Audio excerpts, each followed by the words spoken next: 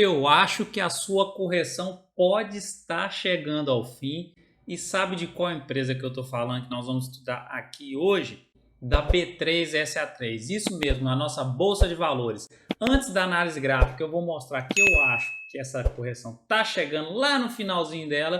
Nós vamos dar uma passada no relatório do terceiro trimestre de 2021 e também alguns indicadores fundamentalistas. Beleza? Então bora lá.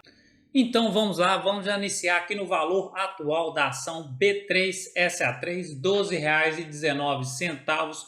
Ela paga dividend yield de 7,87% nos últimos 12 meses e teve uma desvalorização de 32,13% nos últimos 12 meses e no mês atual teve uma valorização de 1,75%.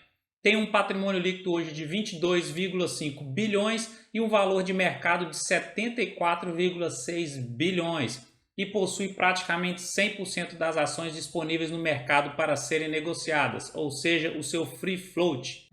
Olhando o seu preço-lucro aqui, o PL dela atual é 15,81 e a sua média histórica é 23,23. O preço sobre o valor patrimonial dela está atual 3,31 e a sua média histórica 2,12. Então o mercado está disposto a pagar 3,3 a mais do que ela tem de valor patrimonial. Trazendo... Sai pra lá, mosquito! Eu, hein?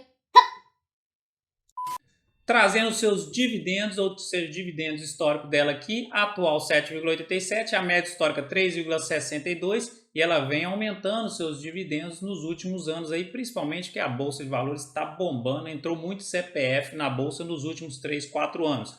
Aqui do lado seria a Datacom e a data de pagamento, ela tem um padrãozinho aqui que a gente consegue enxergar, que normalmente são nos meses 3, ou seja, março, junho, setembro e dezembro. Então são 4 pagamentos de dividendos ou juros sobre capital próprio por ano. E a data do pagamento normalmente é no mês seguinte da Datacom. Aqui embaixo o payout seria a porcentagem do lucro que é distribuída através de proventos.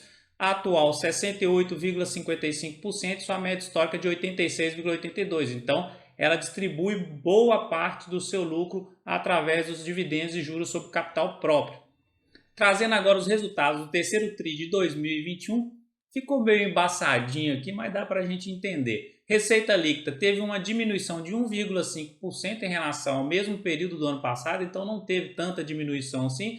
E em relação ao segundo TRI de 2021, teve uma diminuição de 6,7%. As suas despesas aumentaram 9% em relação ao mesmo período do ano passado e diminuíram 5,7% em relação ao segundo TRI desse ano. E o lucro líquido do período aumentou 3,5% em relação ao mesmo período do ano passado, ou seja, o terceiro TRI de 2020, e uma pequena diminuição de 1,4%. Então aqui a gente percebe que ela ficou mais ou menos nos mesmos patamares, tanto do segundo TRI ou tanto do relação ao terceiro TRI de 2020. Aqui embaixo, EBITDA recorrente, ou seja, a capacidade de caixa dela, aumentou 9,3% em relação ao mesmo período do ano passado e diminuiu 1,8% em relação ao segundo TRI de 2021.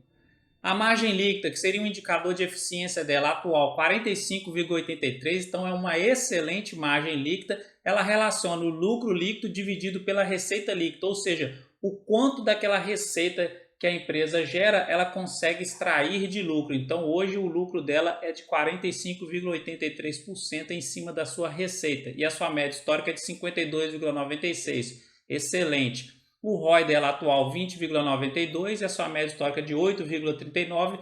Já o ROI ele relaciona a rentabilidade da empresa em relação ao patrimônio líquido dela. Então quanto daquele patrimônio ela consegue agregar, extrair de valor ali. Hoje 20% ela extrai daquele patrimônio em lucro. Olha que maravilha para a B3.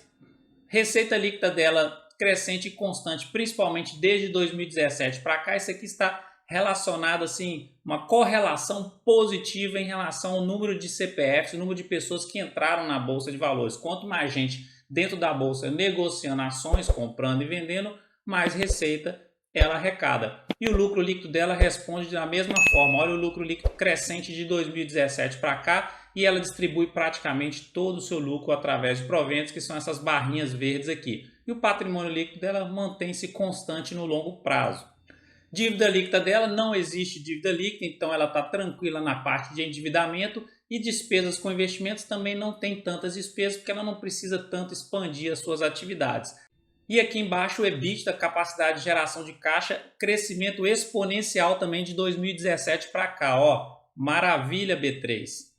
Entrando na sua parte gráfica agora, comparando ela com o Ibovespa no longo prazo, ela ganha do Ibovespa em valorização, principalmente depois de 2016 para cá ela descolou do Ibovespa. Isso é muito bom, significa que ela está valorizando mais do que a média do mercado.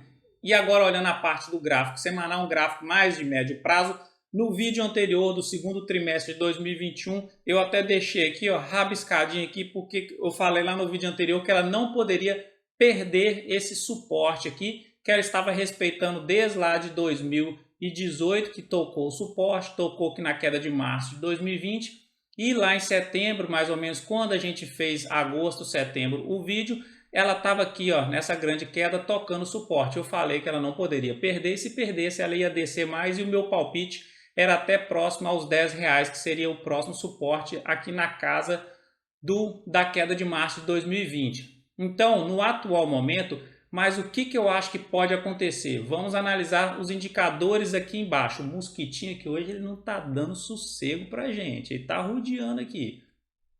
O indicador MACD, para mim, eu acho que ela pode estar finalizando essa tendência de baixa dela aqui, até mesmo porque tem várias semanas aqui, ó, praticamente 2 meses que ela está andando de lado, está lateralizada, está consolidada, ou seja, os compradores e os vendedores estão medindo força ali, estão equilibrados. Os touros e os ursos estão equilibrados nesse papel aqui. Aqui embaixo, o MACD, lá no gráfico anterior eu falei, ó, quando o MACD azul cruzar por cima da laranja, isso sinalizaria uma possível reversão de tendência. E olha onde está no atual momento. A azul aqui, se ela der uma valorizaçãozinha nas próximas 2 semanas, vai cruzar por cima da laranja, e aí talvez esse papel ganhe força. E o histograma também está mostrando essa reversão de tendência, porque o histograma já vai reverter para o positivo aqui.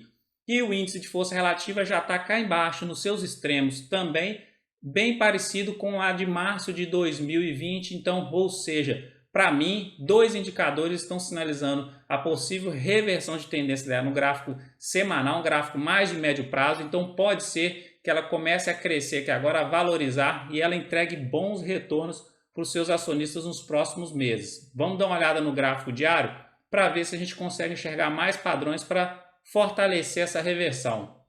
Olhando o gráfico diário aqui agora, o que eu, Gustavo, esperaria para poder começar a fazer os aportes? Porque lá no vídeo do segundo trimestre eu falei, se fosse eu esperaria um pouco para ver se ela ia romper aquele suporte para comprar a preços mais atrativos.